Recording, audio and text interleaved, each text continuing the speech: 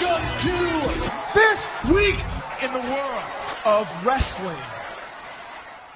Welcome to TWitWoW, the best wrestling podcast made for wrestling fans, by wrestling fans, on the web today. I'm John, that's my cohort and commentary Ashton, and this is our Monday Night Raw review. And with 2 weeks to go until Hell in a Cell, I thought this was one of the best Raws in the last few weeks.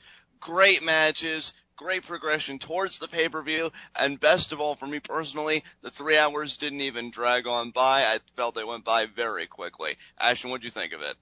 Yeah, this wow, I said SmackDown because I know that we have to review that first and it's on my brain. But yeah, this episode of Raw was a definite improvement over past weeks, but I will say as much better as it was than the last few weeks.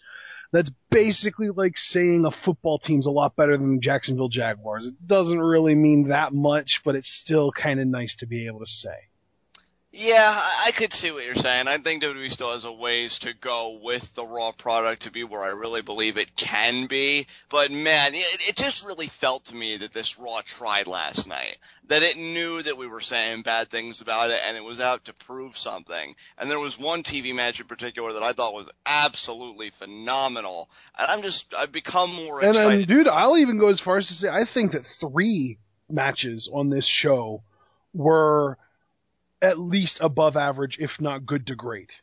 Yeah, I can certainly see that. And you know what? It got me more excited for Hell in a Cell did this show. So with that said, unless there's anything else you want to say, we can just get right into our first segment. Go. Heat of the night. And I really don't have any heat tonight, which feels wonderful to say. This show really didn't do anything profoundly annoying to my viewing experience. I was going to have as a nitpick how human Rusev looked against the Big Show, but you know what? As the match progressed, Rusev looked a lot better, and I did like the finish. I like where it could potentially lead. So even that was able to avert my annoyance. So yeah, I'm good on this show. All right. Well, I have 1 heat of the night and 1 nitpick. So you tell me which one you would prefer I start with. Let's go with the nitpick first. So what's the nitpick? The nitpick has nothing to do with the WWE at all. It's entirely crowds, and the reason it's a nitpick now is because this crowd was particularly annoying about it. Let's go Cena sucks chants. Now, the reason that I'm complaining about this isn't because the WWE says, oh, well, if they're chanting towards John Cena, then that's making us money because they're either paying to see him win or paying to see him lose.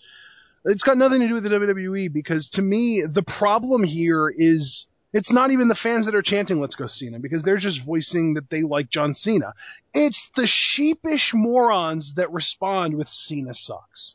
First of all, if you actually believe that John Cena sucks, you're already an idiot, so just go away. Second of all, these people don't even actually think – this is – to me, it's like a child – who has a younger sister or a younger brother or a younger sibling of some kind, and they have this toy that they haven't played with in weeks, and then the younger sibling starts playing with the toy, and all of a sudden they're like, oh, I want to play with that, even though they don't actually care about it. They're just jealous, and it's like that, because it's like the people responding with Cena sucks don't actually think Cena sucks. They might not like Cena, but they're not actually that against him. They're just responding to the Let's Go Cena chants because I think the Let's Go Cena chants annoy them almost as much as their Cena sucks chants annoy me. And at the end of the day, all you're doing is telling the WWE that you want to see John Cena lose and that you're willing to pay for that, and that makes them push him even more. If all the WWE heard from a week-to-week basis on John Cena was anywhere from a third to a half of the crowd chanting, Let's Go Cena, clap, clap, clap, clap, clap, he wouldn't have gotten anywhere close to as big as he got. The reason he got to where he is because of the Cena sucks crowd and because of the fact that so many people are so adamant about the fact that he is or isn't something that people think that he isn't or is, that they're chanting against other people just to try and drown them out, when at the end of the day all they're doing is making more of a case for the WWE to keep him atop. I'm really glad you and I are finally discussing this, because my biggest gripe about the dueling chants is I feel like it's a disservice to the other performer in the ring, whether he be a heel or a babyface. Now, in the case of, last night, it was Dean Ambrose. Right. I think is and I think that's another one of the big reasons why I made it a nitpick tonight. Right. Because here we see a guy who I think has just been killing it lately with the opportunity he's been given. Right. Has been able to hold his ground wonderfully against the ultimate opposition to me in John Cena. And rather than us, and by us I mean the general collective of wrestling fans, rallying behind Ambrose by clearly demonstrating that support, that solidarity with "Let's Go Ambrose," we opt instead to go the typical route of Cena sucks. And you may think that, WWE would naturally infer that our support is with Ambrose this way, but not necessarily in this business. When you're not hearing something for somebody else, you may think, oh, well, maybe they just don't care about that guy, and they care about this guy in every aspect, both loving and loathing. If you really are against Cena and genuinely like the other act in the ring, you're doing yourself a far greater service and the product when you go, "Let's go Cena, let's go Ambrose," or "Let's go Cena, let's go Reigns." When you give John Cena that monopoly with your reactions on a matchup, it's really the biggest disservice to the other talent in the ring.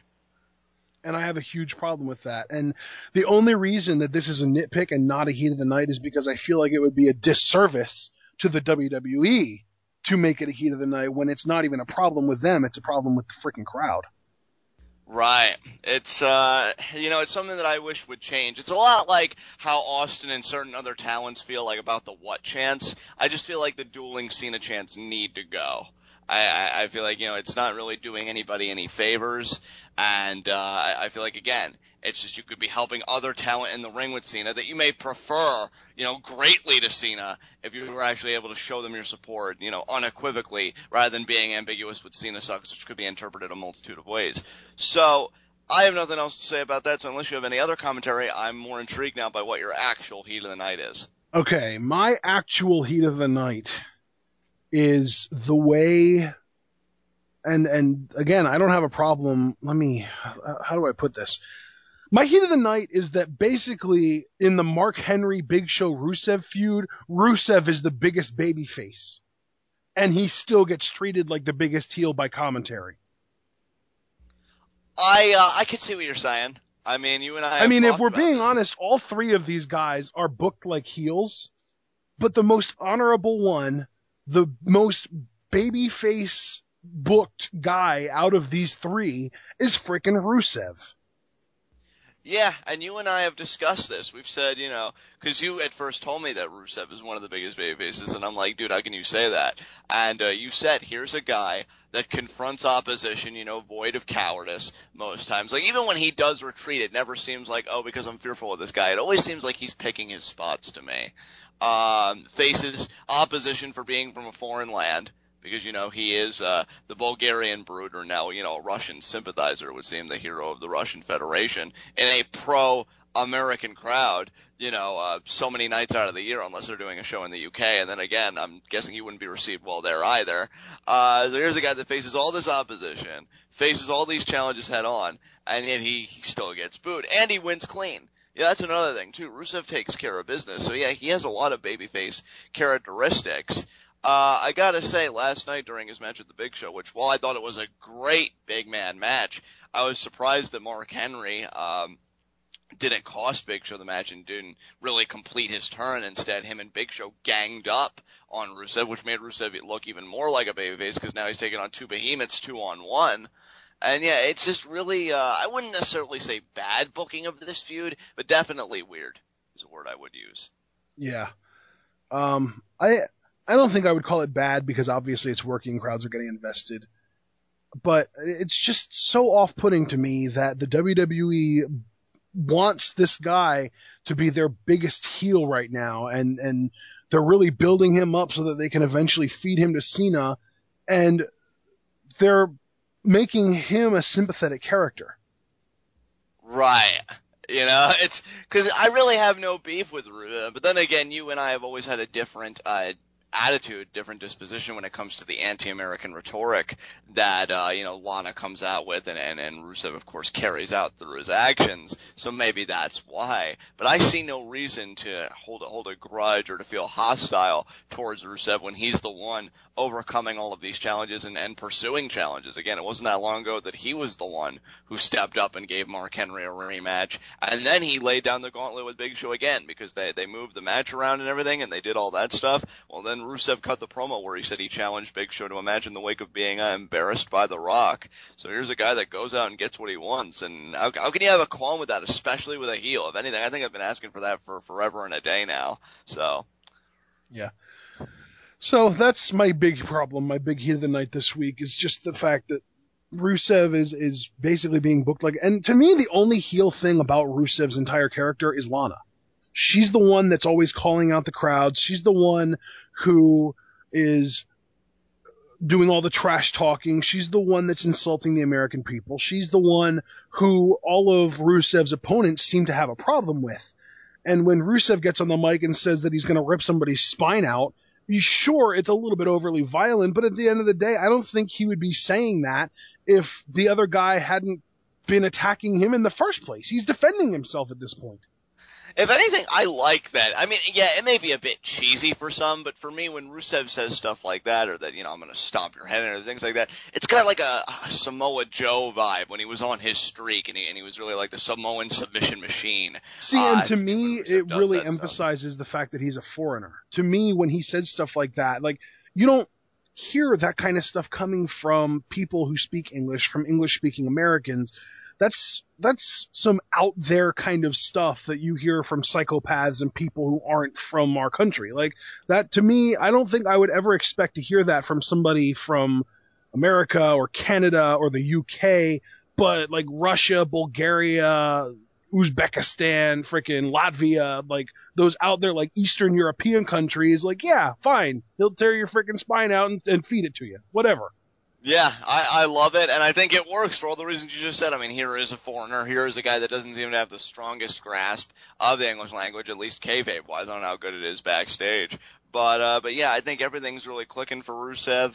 I'll be excited for this feud to be behind us, not because I'm not enjoying it, quite the contrary. It's actually been the most enjoyable feud for me yet for Rusev, but I'm still looking for him to feud with either Sheamus or, given that we're going to have our SmackDown recap here in a second, maybe even Dolph Ziggler. So we'll see what happens. Yeah. All right. Well, that's all I've got for my negativity for the week. So go right on ahead and move on.